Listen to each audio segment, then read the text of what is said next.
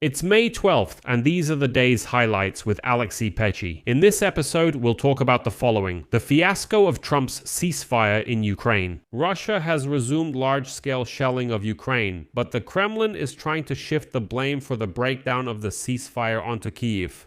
The Belarusian dictator Alexander Lukashenko has announced a mobilization, and Putin is once again threatening to use nuclear weapons from Belarus. Is this a direct threat to northern Ukraine, or just another bluff to divert Ukrainian forces?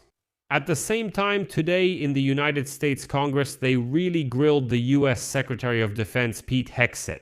In particular, they asked where the Trump administration spent nearly $30 billion that were thrown into the war against Iran. And they also asked, why is this war happening at all and what is the ultimate goal? But still, the main question. The question that was discussed is the record military budget for next year of $1.5 trillion. And there is definitely something to talk about there. And of course, in this episode, we'll also talk about the Ukrainian court. Andrei Yermak's case is on hold because the court did not decide on a pre-trial measure today. The hearing was postponed to the next day.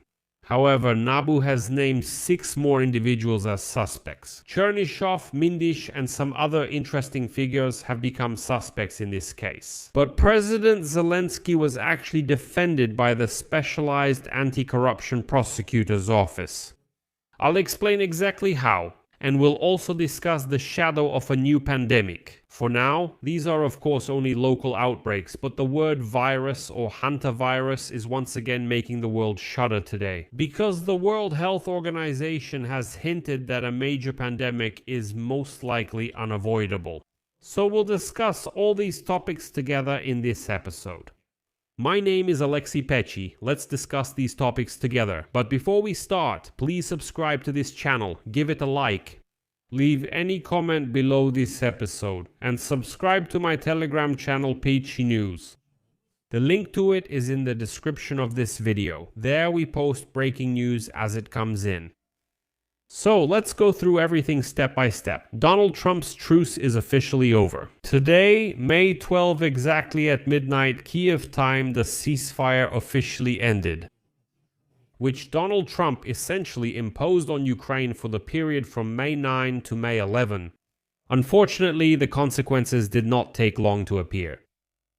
Already in the very first minutes of May 12, the Ukrainian Air Force recorded mass launches of missiles and drones. Russia attacked us with a fairly large number of aerial weapons. And the General Staff noted that Shahed drones and cruise missiles were flying over Ukraine, and the Russians continue to attack the border regions of our country with S-300 anti-aircraft missiles, and at the end of the day, unfortunately, there was information that Russian drones attacked a residential building in Kryvyi Rih. Unfortunately, there are both dead and wounded, and among them, unfortunately, are children. And we need to understand that these 72 hours of ceasefire were used by the Russians exclusively to stockpile ammunition and study our positions as well. We can see the price of these agreements. Unfortunately, they are measured by new craters in our cities and the blood of people who may have believed in the silence. So it's obvious that such pauses don't lead to anything good. At the same time, Moscow is behaving as cynically as possible. Today, Kremlin spokesperson Dmitry Peskov claimed that it was supposedly Kyiv that carried out a huge number of attacks there, by their count, thousands, over these 3 days. And Russia was forced to respond. No evidence was provided to support their claim of self-defense, of course, but this lie is already spreading through the media. Analysis shows that Russia was not just resting during these 3 days. They managed to transfer reserves as well as new Lightning drones, which they began using to attack Ukrainian positions more intensively. Unfortunately, this was yet another strategic miscalculation by the White House, which gave Putin a logistical window, Trump. The one who promised peace in 24 hours has actually suffered yet another reputational disaster today, because his peacemaking efforts only led to an intensification of the Russian offensive. But Trump himself, of course, doesn't see it that way. And while Ukraine was repelling air attacks, another threat came from the north. Belarus, after completing a large-scale inspection of its armed forces, will continue to selectively mobilize military units. This is to check their combat readiness. This was stated by the Belarusian dictator Alexander Lukashenko, who recently returned home from Moscow, where Vladimir Putin clearly gave him instructions. And here is a quote from Lukashenko. Further, as I promised, we will selectively mobilize units in order to prepare them for war. God willing, we will be able to avoid it. I really hope that this process will not end, that the army leadership and, above all, the ministers. The Minister of Defense will pay the utmost attention to the shortcomings that were revealed after this inspection. Well, of course, we all understand that even if the Belarusians don't go on the offensive tomorrow, nevertheless, our General Staff of the Armed Forces of Ukraine will have to redeploy some combat-ready units from the front line to the northern border. This is the perfect way to stretch us thin, conceived by the Kremlin, to bleed our defenses in the east, before the summer offensive campaign. And this is another sign that the Russians are indeed preparing an offensive campaign. And separately, the Russian dictator Vladimir Putin has once again returned to nuclear threats, recalling the Oreshnik missiles in Belarus. Meanwhile, the internal situation in the United States of America is also tense. U.S. Secretary of Defense Pete Hegseth was harshly questioned in Congress today, due to the rising costs of the war with Iran and the lack of a clear strategy from the administration of U.S. President Donald Trump. During the hearings, lawmakers overseeing Pentagon spending demanded explanations regarding the billions spent on the conflict and possible plans for further U.S. military actions in the Middle East. Today, according to official Pentagon estimates, the U.S. has spent nearly $30 billion on the war against Iran. The hearings in Congress officially addressed the Trump administration's record budget request of $1.5 trillion in defense spending for the 2027 fiscal year. At the same time, the main focus was specifically on the US and Israel's war against Iran. And so the Democrats demanded explanations from Pete Hegseth about where the money is being spent and, most importantly, why. What is the goal? What is the outcome? Hegseth was asked if the Pentagon has a withdrawal or redeployment plan in case Congress does not support the continuation of military operations. The Pentagon stated that the U.S. has several scenarios for how events might unfold, and here is his quote. "We have an escalation plan if it becomes necessary. We have a withdrawal plan if it becomes necessary.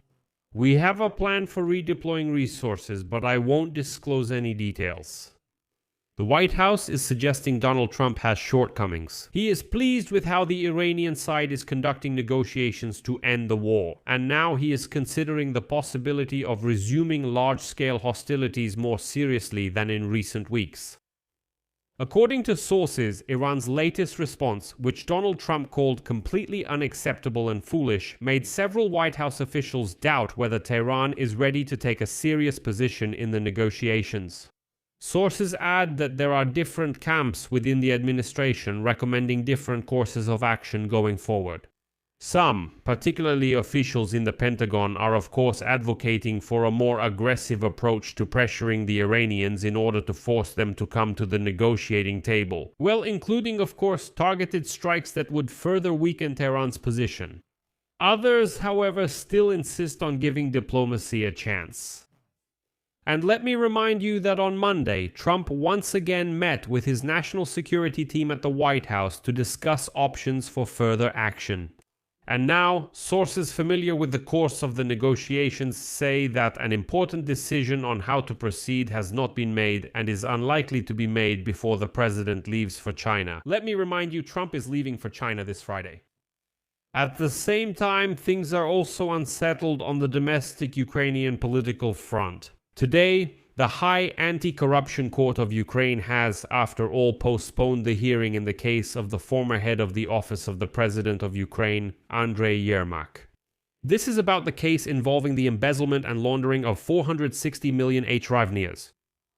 And you can find all the details of this high-profile case on my YouTube channel in separate episodes. If you haven't subscribed yet, subscribe to the channel, go to the channel and watch the separate episodes. That way you'll be fully up to date on what's happening. And right here, I want to share with you a quote from Andrei Yermak after the first court session. I'll note that nothing was decided today. No pretrial restrictions were imposed. And here's what Yermak wrote today. The first court hearing in the case in which I was notified of the suspicion has taken place. Together with my lawyers, we are working with the case materials. After the initial review, I can repeat what I told the journalists. The notification of suspicion is unfounded. As a lawyer with 30 years of experience, I have always been guided by the law. And now I will defend my rights, my name, and my reputation in exactly the same way, strictly within the framework of Ukrainian law. I am open to all procedural actions. At the same time, I believe it is necessary to draw attention to the obvious. Over the past few months, there has been unprecedented public pressure on law enforcement agencies, demanding that they issue a notice of suspicion against me. I am confident that the investigation should be independent of political statements, media campaigns, and any forms of influence. I am staying in Ukraine and will continue my work as a lawyer. I plan to visit troops on the front line and respond to their requests. To support our defenders, former prisoners of war, and their families, because this is my country and my duty. And after this statement, today the National Anti-Corruption Bureau of Ukraine and the Specialized Anti-Corruption Prosecutor's Office announced that 6 more members of an organized group suspected of laundering money through the construction of elite residences have been served with notices of suspicion. In particular, this concerns the former Deputy Prime Minister of Ukraine, Oleksiy Chernyshov, and the businessman Timur Mindich. But as for Zelensky, the Specialized Anti-Corruption Prosecutor's Office, on the contrary, cleared him of any wrongdoing. According to the head of the Specialized Anti-Corruption Prosecutor's Office, Alexander Klimenko, the president of Ukraine, Volodymyr Zelensky, is not involved in the pre-trial investigation regarding money laundering through the dynasty. As for Yermak, they couldn't decide on a preventive measure for him today. The court in Yermak's case has postponed the decision until tomorrow. His defense is expected to speak on May 13 at 12 o'clock. There will also be a closed part of the hearing, but Yermak's lawyers are already saying they hope the case will simply be closed. And finally, here's some news that brings a different kind of anxiety. The World Health Organization expects an increase in cases of the deadly Hantavirus. They noted that given the long incubation period of the virus, it is quite possible that the number of patients will definitely increase in the coming weeks. Hantavirus has been confirmed in 9 passengers of the cruise ship Hondius. And according to representatives of the World Health Organization, there are currently no signs of a larger outbreak of Andes Hantavirus. However, the virus remains contagious since the passengers were in close contact. The incubation period of the disease is from 6 to 8 weeks. That's quite long. We're talking about a rare strain of the Andes virus. This is a type of hantavirus that can be transmitted from person to person through close contact. The fatality rate of the infection can reach 40%. After the hantavirus outbreak on the liner, 3 people died. They were a married couple from the Netherlands and a citizen of Germany. Among the patients are citizens of the United Kingdom, the Netherlands, Switzerland, the United States, France, and Spain. In total, there were about 150 people from 23 countries on board. There were also 5 Ukrainians. More than 100 people, including passengers, crew, and those who had contact with them, were placed under quarantine. So, let's sum up the day. Today, Trump lost another diplomatic round to Putin. Lukashenko began to assemble the army. America is busy with its war against Iran. But our own corrupt officials continue to test the patience of the people and Western allies. That's all for now. I'll leave it at that. Share your opinions and conclusions in the comments below this episode. Subscribe to the channel, hit the bell, and don't forget to like. If you want to support the work of this YouTube channel, you can do so financially with a donation of any amount using the links and details in the description of this video or by the QR code on your screens. That's all. Take care of yourselves. Goodbye, everyone.